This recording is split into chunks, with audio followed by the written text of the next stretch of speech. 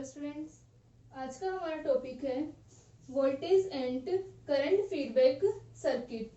हम लोगों ने फीडबैक के बारे में पढ़ा था कि फीडबैक क्या होता है, और हमने नेगेटिव फीडबैक के एडवांटेज पढ़े थे और नेगेटिव फीडबैक का इफेक्ट पढ़ा था इनपुट और आउटपुट रेजिस्टेंस के ऊपर। ठीक है, तो वहां पर हम लोगों ने नेगेटिव फीडबैक को यूज करके कि हमारा जो सर्किट होता है उसके अंदर नेगेटिव फीडबैक अगर हम दें तो वहां पर एम्पलीफायर जो होता है उसके गेन और उसकी जो इनपुट आउटपुट रेजिस्टेंस है इन सब पर क्या इफेक्ट होता है, ये हमने प्रीवियस लेक्चर्स में पढ़ा था। अब हम लोग आज के लेक्चर में पढ़ेंगे कि voltage and current feedback circuit पढ़ेंगे। यानी हम लोग क्या कर रहे हैं कि वोल्टेज फीडबैक दे रहे हैं, वोल्टेज फीडबैक या करंट फीडबैक देंगे और हम लोग सर्किट यूज करेंगे। तो यहाँ पर हम लोग अलग अलग सर्किट, जैसे कि हमारी बायसिंग जो हमने फिक्स बायस, सेल्फ बायस आदि पढ़े थे, उनके अकॉर्डिंग हम बायसिंग यूज करेंगे। और हमारा जो एम्पलीफायर है, यहाँ पर क्या है, ट्रांजिस्टर है, तो हम सर्किट को यूज करके क्या निकालेंगे, निवेशी प्रतिरोध आर आई, आउटपुट जो हमारा रेजिस्टेंस है, निर्गम प्रतिरोध और गेन का मान ज्ञात करेंगे।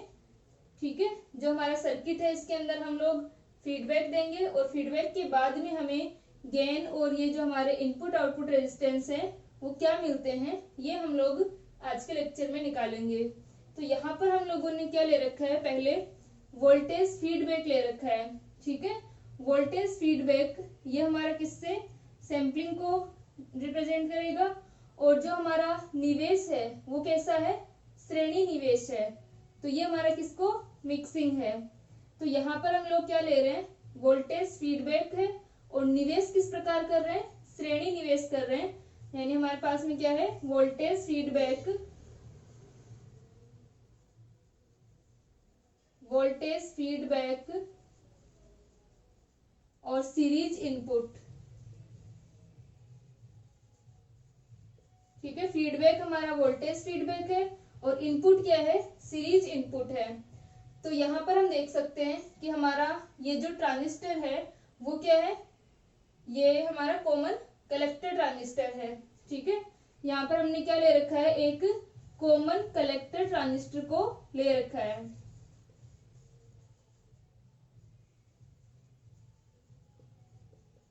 ठीक है, कॉमन कलेक्टर ट्रांजिस्टर, इसको हम क्या बोलते हैं, इमीटर फॉलोवर भी बोलते हैं। ये जो हमारा ट्रांजिस्टर है इसे हम इमीटर फॉलोवर, ये हमने जब कॉमन कलेक्टर को पढ़ा था वहां पर हमने देखा था कि जो हमारा कॉमन कलेक्टर ट्रांजिस्टर होता है इसे हम इमीटर फॉलोवर कहते हैं। अब यहाँ पर हम कैसे पहचान करते हैं कि कॉमन कलेक्टर होगा ये, क्योंकि कॉमन कलेक्टर में आउटपुट हमेशा ई टर्मिनल पर लेते हैं। ठीक है, यहाँ पर हम देख सकते हैं कि जो हमारा आर ई रेजिस्टेंस है, इमीटर रेजिस्टेंस, उसके ऊपर हमने क्या ले रखा है, आउटपुट ले रखा है। तो आर ई के टर्मिनल्स पर अगर हम आउटपुट लेंगे तो वो हमारा कौन सा होगा, कॉमन कलेक्टर होगा, क्योंकि कॉमन बेस और कॉमन इमीटर दोनों में क्या होता है, आउटपुट हम सी टर्मिनल पर लेते हैं आर सी के टर्मिनल्स पर। तो यहाँ पर हमने आर ई के टर्मिनल्स पर लिया है, तो ये कौन सा हो जाएगा, कॉमन कलेक्टर होगा। तो अब हम देख सकते हैं कि ये हमारा इमीटर फॉलोवर एक ट्रांजिस्टर है और इसके आर ई के सिरों पर हमने आउटपुट लिया है और यहाँ से हम लोग क्या कर रहे हैं, इनपुट दे रहे हैं। ठीक है, यहाँ से जो हमें आउटपुट मिल रहा है सारा का सारा क्या हो रहा है, यहाँ पर इनपुट जा रहा है और इनपुट किस प्रकार है, एक सीरीज इनपुट है हमारा। ठीक है, जो हमारा इनपुट है VS, जो कि हमारा एक्सटर्नल सिग्नल है, उसके साथ में हमने जो ये हमें RE पर वोल्टेज मिलेगा उसको हमने सीरीज में जोड़ दिया है इस VS के साथ में। ठीक है, तो यहाँ पर हमारा वोल्टेज फीडबैक है और इनपुट क्या है, सीरीज इनपुट है। तो ये हमारा सर्किट है। अब इस सर्किट के अंदर हम लोग सबसे पहले क्या करते हैं कि जो हमारा सर्किट होगा उसे हम चेंज करेंगे, H पैरामीटर वाला जो हमने इक्विवेलेंट सर्किट बनाया था उसके अंदर चेंज करेंगे। ठीक है, तो यहाँ से हमारे पास में पहले हम इसका H पैरामीटर इक्विवेलेंट सर्किट बनाते हैं। तो ये हो जाएगा H पैरामीटर इक्विवेलेंट सर्किट।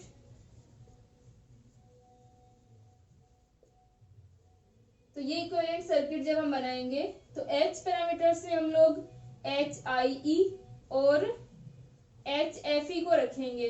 जो हमारा एच आर और एच ओ था उसे नेग्लेक्ट कर देते हैं। तो यहाँ पर जब हमने सिंप्लीफाइड मॉडल बनाया था उसके अंदर भी किया था, तो ये आ जाएगा, ये हमारा आर एस रेजिस्टेंस है, सोर्स रेजिस्टेंस है ये, तो ये आर एस और ये हमारा सिग्नल वी एस, ये ऐसे कैसे आ जाएंगे।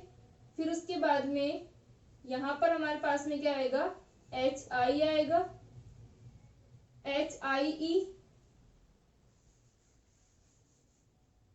इसे थोड़ा नीचे बना देती हूँ मैं, ये हमारा आर एस होगा, ये हमारा वी एस है, और यहां से हमारे पास में क्या आ जाएगा, एच आई ई आ जाएगा।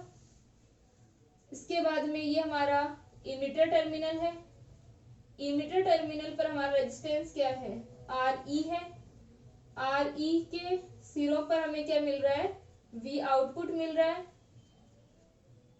और उस वी आउटपुट को क्या कर रहे हैं, हम फीडबैक दे रहे हैं। कंप्लीट जो हमारा वी आउटपुट है वो फीडबैक आ रहा है, ठीक है। वी आउटपुट यहाँ पर बीटा वी नोट फीडबैक हम दे देते हैं, कंप्लीट वापस हमने इनपुट पर दे दिया है, ठीक है। फिर उसके बाद में यहां से हमारा जो टर्मिनल होगा वो कौन सा होगा, सी टर्मिनल, और आने वाली करंट कौन सी होगी, एच एफ ई। यहां से हम मान लेते हैं हमारी जाने वाली करंट कौन सी है, आई करंट है, तो ये हमारी करंट हो जाएगी एच एफ ई आई, यानी इनपुट करंट यहाँ से, ठीक है। यहाँ पर क्या आता था, एच एफ ई आई भी आता है हमारे पास में इनपुट करंट, तो ये आ जाएगा एच एफ ई आई, और इसके बाद में रेजिस्टेंस कौन सा है, आर एल या आर सी हमारा रेजिस्टेंस है, ठीक है। तो ये आर सी रेजिस्टेंस आ जाएगा। यहां से हम लोगों ने ट्रांजिस्टर को हटा दिया है, इसको हमने किस में चेंज कर लिया, एच पैरामीटर का जो इक्विवेलेंट सर्किट हमने बनाया था उस इक्विवेलेंट सर्किट में हम इसको कन्वर्ट कर लेते हैं, ठीक है। तो ये हमारे पास में आरसी रेजिस्टेंस, आरसी को चाहो तो यहाँ लगा सकते हैं हम लोग, ये हमारा सी टर्मिनल है, और आरसी को चाहे तो हम यहाँ शो कर सकते हैं। तो ये आ जाएगा हमारे पास में आरसी टर्मिनल। तो ये इक्विवेलेंट सर्किट बन गया एच पैरामीटर्स में, इनको बना लें।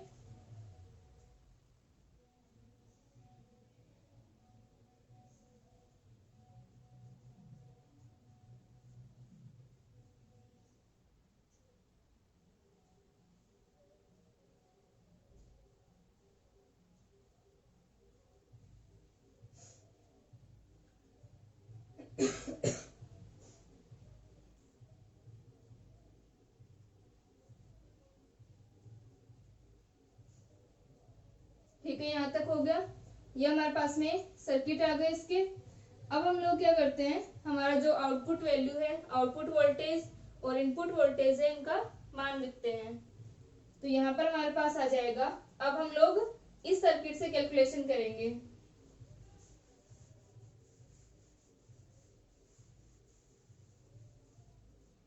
तो यहाँ से अपने पास में आ जाएगा कि जो हमारा वी एस है, वी एस इक्वल टू यहाँ पर ई टर्मिनल जो हमारा ग्राउंडेड टर्मिनल है, और ये हमारे पास में कलेक्टर टर्मिनल है, यहाँ पर हमारा क्या हो जाएगा, बेस टर्मिनल होगा। तो ये जो हमारा सर्किट बना है एच पैरामीटर इक्विवेलेंट हमारा सर्किट है। तो इसके अंदर अब हम कैलकुलेशन इस सर्किट को यूज करके करेंगे यहाँ से। तो यहाँ पर हम देख सकते हैं कि जो हमारा वी एस होगा, वी एस का मान क्या होगा, यहाँ तक अगर हम लोग बात करें तो वी एस इक्वल टू हो जाएगा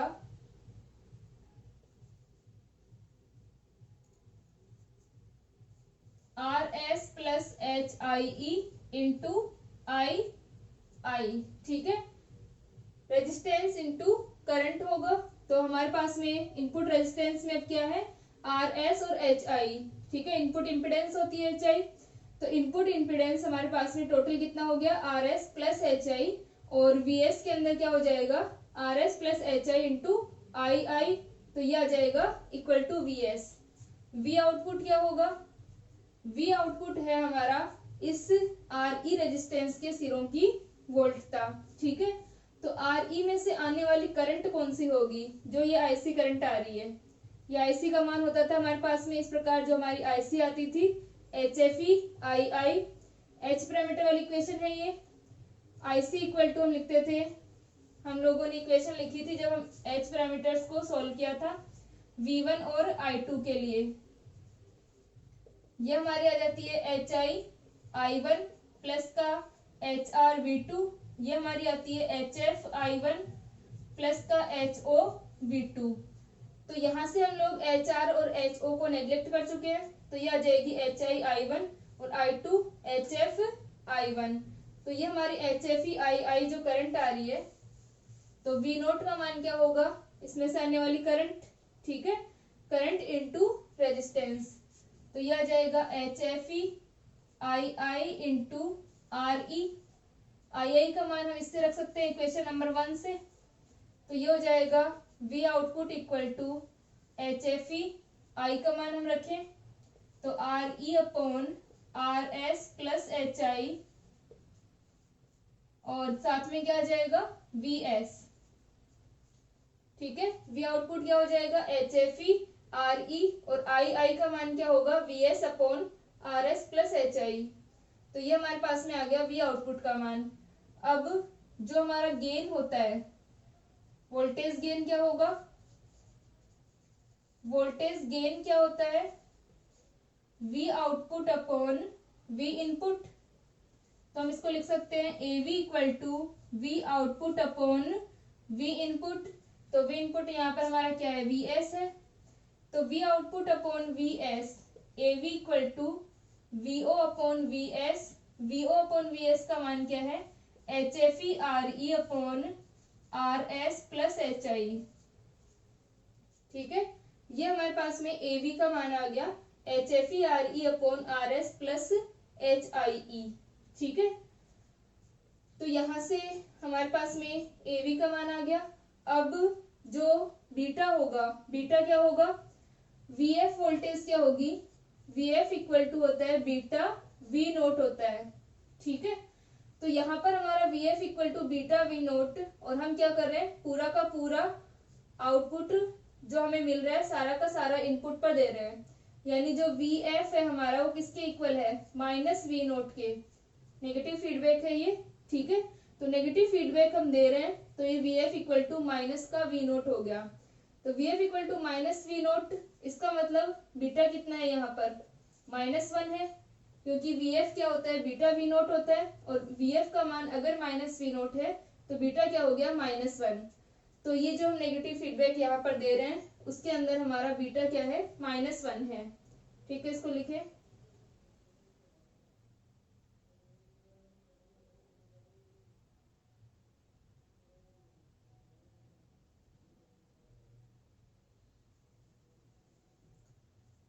ठीक है, यहाँ तक हो गया।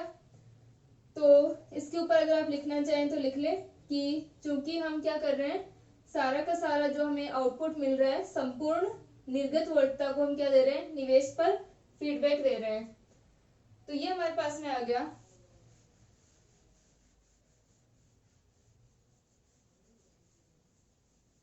अब पुनर्निवेश के बाद हमारी जो गेन होता है वो क्या होता है, हम लिख सकते हैं पुनर्निवेश सहित वोल्टता लब्धि गेन कितना होगा A equal to A F upon 1 minus A F equal to A upon 1 minus A beta. तो यहाँ पर हम लोगों को क्या निकालना है ए एफ का मान निकालना है आफ्टर फीडबैक, जो हमारा गेन होगा ए अपॉन 1 माइनस ए बीटा। ए का मान हमारे पास है, बीटा का मान हमारे पास है, दोनों वैल्यू हम रख देंगे। तो यहाँ से हमारा आ जाएगा A F equal to A का मान हम यहाँ से रखें H F E R E upon R S plus H I E, और 1 अपॉन 1 माइनस ए बीटा। तो 1 प्लस क्योंकि बीटा का मान क्या है, -1 है, तो 1 प्लस ए बीटा, तो ये हो जाएगा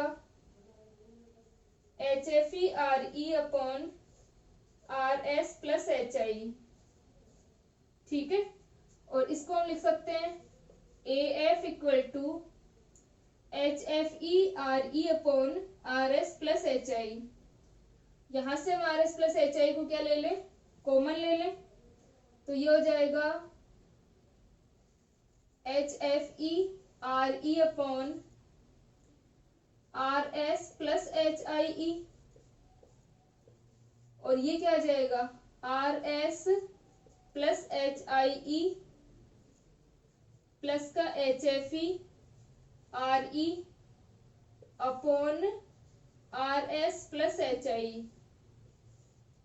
ठीक है, जो वोल्टेज गेन यानी फीडबैक के बाद में हमारा जो गेन होगा वो क्या होगा, ये वैल्यू होगी उसकी, ये HFE upon RS plus HI। अब यहाँ से जो हमारा RS प्लस HIE है, इसको हम क्या कर सकते हैं, ये कैंसिल हो जाएगा और सिर्फ ये वाली वैल्यू बच जाएगी। ठीक है, इसको लिख लें एक बार।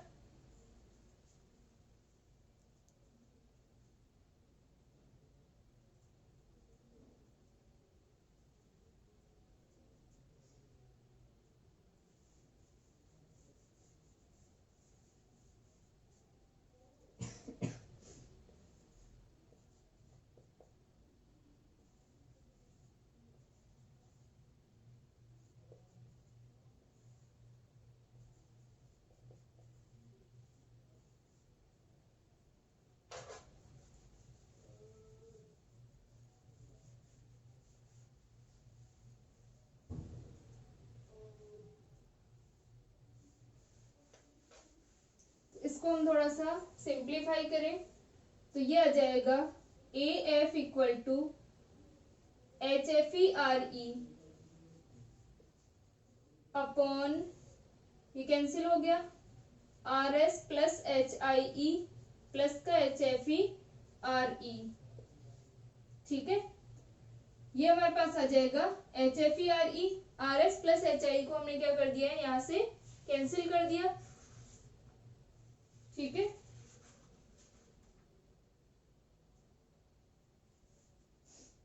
तो ये हमारा क्या है, फीडबैक के बाद में गेन है। अब हम लोगों को क्या निकालना है, इसके अंदर हम लोग RI और RO का मान ज्ञात करेंगे। ठीक है, तो यहाँ पर हम लोग जब RI और RO का मान ज्ञात करेंगे, ये हमारा क्या है, वोल्टेज फीडबैक सीरीज इनपुट है। तो जब हमने वोल्टेज फीडबैक और सीरीज इनपुट का इफेक्ट पढ़ा था, किसके ऊपर, निवेशी प्रतिरोध के ऊपर और निर्गम प्रतिरोध के ऊपर, वो हम लोग यहाँ पर यूज करेंगे। ठीक है, तो अब जो हमारा रिजल्ट आ रहा है कि AF इक्वल टू HFE इसके अंदर हम लोग अप्रोक्सीमेशन लगाते हैं कि HFE जो है उसका मान, ठीक है, RS प्लस HI का मान इसकी तुलना में क्या होता है, बहुत कम होता है। तो हम लिख सकते हैं कि RS प्लस HIE का मान HFE की तुलना में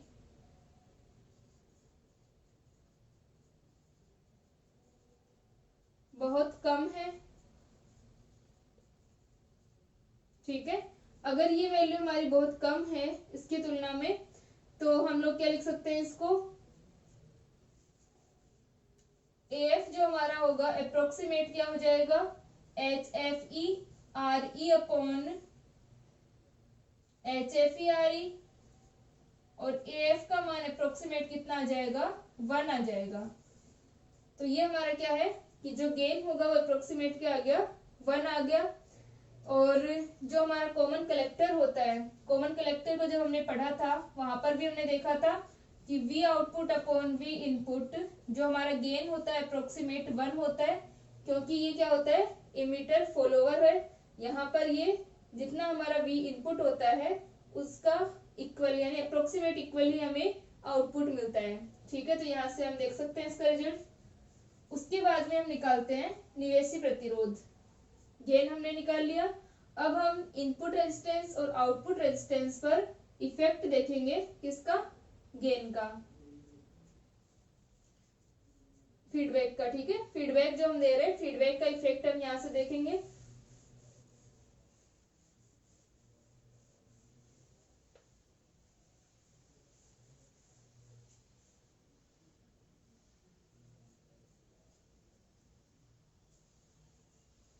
तो हम निकालते हैं हमारा input resistance.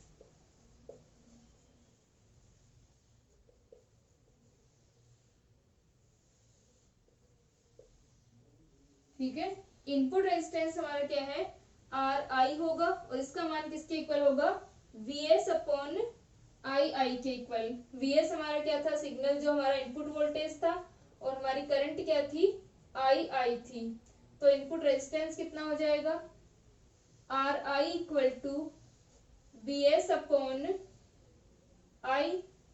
We S upon I का मान हमने स्टार्टिंग में लिखा था V S equal to R S plus H I into I I. ठीक है, तो यहां से V S upon I I का मान कितना हो जाएगा, R S plus H I. ठीक है, तो ये हमारा आ गया R S plus H I E. अब जो हमारा वोल्टेज फीडबैक और सीरीज इनपुट था, वहां पर इस आर आई का मान क्या था, हम लिख सकते हैं वोल्टता पुनर्निवेश।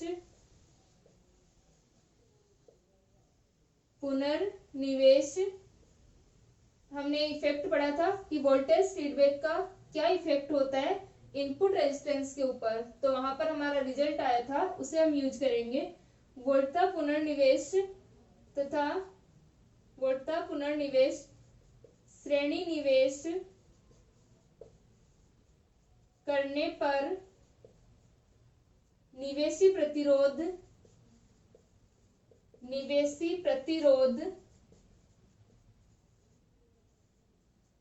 Are I dash equal to क्या हो जाता है, आर आई वन, या तो अगर हम वन माइनस ए बीटा लिखेंगे तो ये हमारी जनरल फॉर्म है। अगर नेगेटिव फीडबैक है तो यहाँ पर वन प्लस ए बीटा हो जाएगा। वैसे जब हमने रिजल्ट निकाले थे तो नेगेटिव फीडबैक से ही निकाले थे, क्योंकि हम नेगेटिव फीडबैक के लिए सोल्व किया था हमने। अब यहाँ पर जो हमारा वन प्लस ए बीटा है, ठीक है, अगर हम माइनस लेते हैं तो हम क्या करेंगे, बीटा का मान माइनस वन रखेंगे। तो अगर हमने माइनस लिया और बीटा माइनस वन रखा तो वैसे भी ये पॉजिटिव ही होगा, तो हम लोग चाहें तो पहले से ही पॉजिटिव लेके चल सकते हैं। ठीक है, तो R I dash equal to R I one plus A beta, ये रिजल्ट आप लोगों के जो हमने प्रीवियस लेक्चर्स में पढ़ा था वहां पर आया है, वहां से देख लेना। तो R I dash equal to R I one plus A beta, इसके अंदर हम वैल्यूज रख दें आर आई की और ए की, क्योंकि बीटा की जगह हम माइनस वन रख चुके हैं। तो R I dash equal to R I का मान क्या है, R S plus H I, और one plus A beta, one plus A का मान क्या था, H F E R E upon R S plus H I. ठीक है, तो ये आ गया हमारे पास, इसको हम सॉल्व करें तो ये आ जाएगा आर एस प्लस का H I E into R S plus H I plus का H F E R E upon R S plus H I. ठीक है, R S plus H I और R S plus H I cancel हो जाएंगे, numerator के अंदर भी है और डिनोमिनेटर में भी है। ठीक है, तो हमारे पास में इसकी आर आई डेस की वैल्यू क्या बच जाएगी, ये यहां से कैंसिल, तो आर आई डेस निवेशी प्रतिरोध आ जाएगा R S plus H I E plus का H F E R E. ठीक है, ये हमारे पास में इनपुट रेजिस्टेंस आ गया। अब इसी प्रकार हम क्या निकालते हैं, आउटपुट रेजिस्टेंस को निकालेंगे। इसको लिख लो,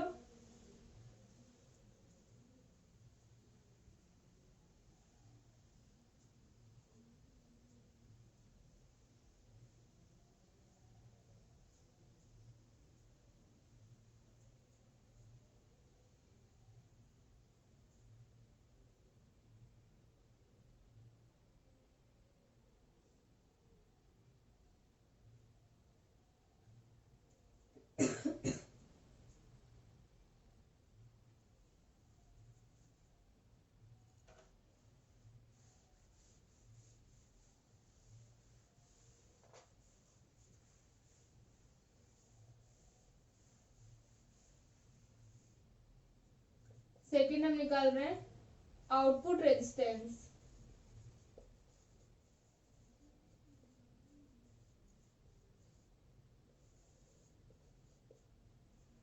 आउटपुट रेजिस्टेंस यहाँ पर हमें आर ओ का मान निकालना है, यानी आर ओ डेस हमारा रिजल्ट क्या आता है, आर ओ यहाँ पर हम लिख सकते हैं कि वोल्टता पुनर्निवेश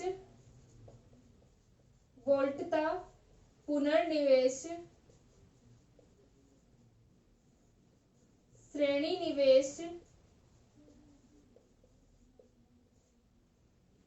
निवेश करने पर निर्गम प्रतिरोध का मान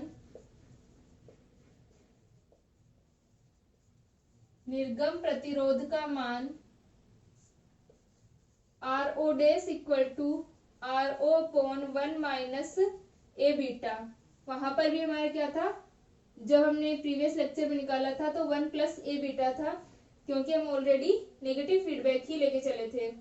तो R O dash equal to R O upon 1 plus A beta, ये हमारा क्या होता है, आउटपुट रेजिस्टेंस आता है जब हम फीडबैक का इफेक्ट देखते हैं। लेकिन आउटपुट रेजिस्टेंस निकालने के लिए हमें क्या करना होता है, निर्गम प्रतिरोध का मान ज्ञात करने के लिए हम क्या लेते हैं, एक तो इनपुट जीरो, वी आई को जीरो लेंगे हम। दूसरा हम क्या लेते हैं कि आर ओ का मान जब हम ज्ञात करते हैं तो आउटपुट टर्मिनल्स को हम ओपन लेते हैं।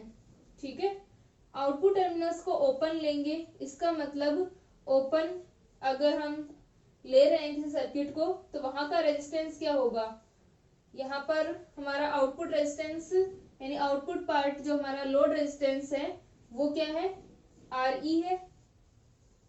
लोड रेजिस्टेंस कौन सा होता है, जिस पर हम आउटपुट लेते हैं। तो यहाँ पर आर ई जो है वो लोड रेजिस्टेंस है, और आर ओ निकालने के लिए हम लोड टर्मिनल्स को क्या लेते हैं, ओपन लेते हैं।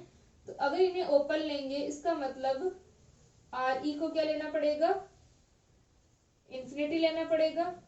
ठीक है, और अगर फीडबैक की कंडीशन हम निकालेंगे, क्योंकि यहाँ पर हम मान रखेंगे आर ओ का मान हम रखेंगे और यहाँ पर ए का मान हम रखेंगे, तो इसके अंदर क्या आ जाएगा, इन्फिनिटी अपॉन इन्फिनिटी आ जाएगा। ठीक है, ये हमारा केस अनडिटरमाइंड केस होगा। तो इस कंडीशन में हम क्या करेंगे, आर ई का मान इन्फिनिटी ना रख करके लिमिटिंग वैल्यू रखेंगे, हम R E tends to infinity यानी लिमिट रखेंगे। ठीक है, इसे हम क्या कहेंगे, सीमांत मान, लिमिटिंग वैल्यू लेंगे, क्योंकि हमें आर ओ निकालने के लिए इन टर्मिनल्स को, लो टर्मिनल्स को हम यहाँ पर ओपन लेते हैं। ओपन लेने का मतलब है अगर ओपन होता है सर्किट तो करंट फ्लो नहीं हो सकती, करंट फ्लो नहीं हो सकती इसका मतलब वहां पर रेजिस्टेंस कितना है, अनंत है। तो वहां पर आर ई क्या बन जाएगा, इन्फिनिटी बन जाएगा, और इन्फिनिटी अपॉन इन्फिनिटी केस हम सोल्व नहीं कर सकते। तो यहाँ पर हमारे पास में R E tends to infinity हम करेंगे जब हम आर ओ डेस का मान निकालेंगे। ठीक है, तो ये हमारे पास में R O dash equal to क्या है, आर ओ और 1 प्लस ए बीटा। ठीक है,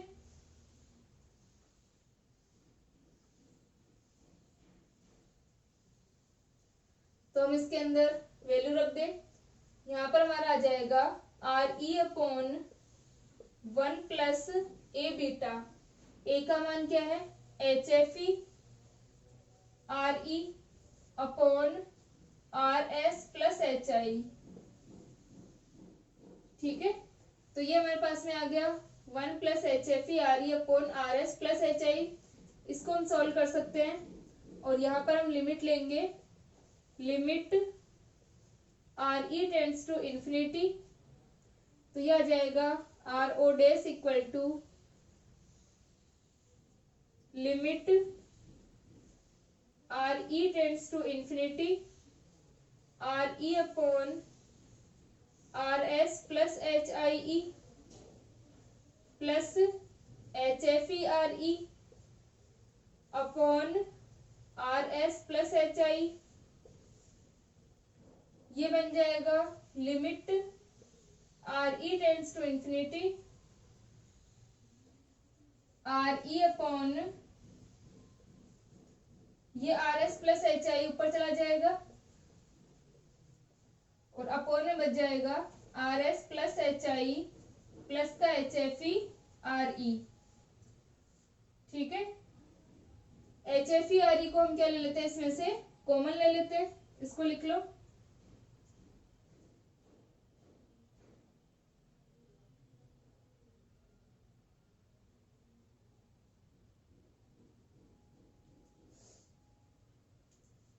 ठीक है, यहां तक हो गया।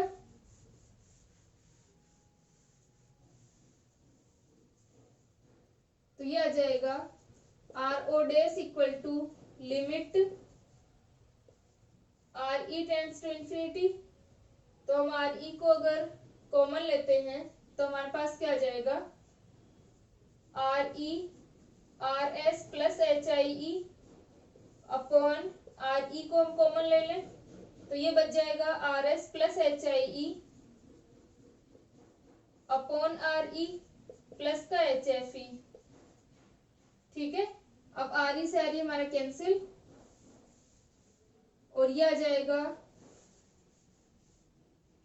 Are O dash equal to limit R E tends to infinity. तो आर ई टेंड्स टू अगर हमारा इंफिनिटी है, आर ई से R E cancel, R S plus H I E. यहां से हम देख सकते हैं कि आर ई टेंड्स टू अगर इंफिनिटी होता है तो ये वाली वैल्यू क्या हो जाएगी, नेग्लेक्ट हो जाएगी, क्योंकि जो आर एस प्लस एच आई है इसके अपॉन में आर ई आ रहा है, डिनोमिनेटर में है, और ये वैल्यू बहुत ही लार्ज वैल्यू है क्योंकि टेंड्स टू इंफिनिटी है। अगर ये लार्ज वैल्यू होती है तो इसको हम क्या कर देंगे, नेग्लेक्ट कर देंगे। तो आर ओ डैश का मान आ जाता है आर एस प्लस एच आई अपॉन एच एफ ई। ठीक है, तो इस प्रकार हम लोग क्या निकाल सकते हैं कि वोल्टेज या करंट फीडबैक हमारे जो सर्किट होते हैं उनको यूज करके हम गेन का मान, इनपुट रेजिस्टेंस, आउटपुट रेजिस्टेंस आदि को निकाल सकते हैं। ठीक है, और ये जो आपका टॉपिक था हमने कॉमन कलेक्टर को यहाँ पर यूज किया था, ये आपके एग्जाम में भी आए हुए हैं प्रीवियस ईयर क्वेश्चन में। ठीक है, तो इम्पोर्टेंट है, इसको अच्छे से कर लेना। अब हम लोग नेक्स्ट लेक्चर के अंदर जो हमने अभी श्रेणी निवेश पढ़ा है, हम लोग पार्श्व निवेश यानी शंट इनपुट को पढ़ेंगे। ठीक है, चार थे हमारे, एक तो वोल्टेज फीडबैक और इनपुट कौन सा हो, सीरीज इनपुट हो, एक हमारा क्या हो, वोल्टेज फीडबैक और शंट इनपुट हो। ठीक है, दो तो हमारी ये टाइप होते हैं, दो टाइप क्या होंगे हमारे, करंट फीडबैक और सीरीज इनपुट होगा, करंट फीडबैक और शंट इनपुट होगा। ठीक है, तो हमने अभी वोल्टेज फीडबैक वाला पढ़ा है, वोल्टेज फीडबैक का हम शंट इनपुट पढ़ेंगे और दोनों करंट फीडबैक वाले पढ़ेंगे। ठीक है, नेक्स्ट लेक्चर में हम लोग ये तीनों पढ़ेंगे, उसके बाद में आपकी थर्ड यूनिट का ये जो चैप्टर है फीडबैक वाला वो कंप्लीट हो जाएगा, तो आपकी थर्ड यूनिट अप्रोक्सीमेट कंप्लीट हो जाएगी। ठीक है, तो नेक्स्ट लेक्चर के अंदर हम लोग इन तीनों को पढ़ते हैं।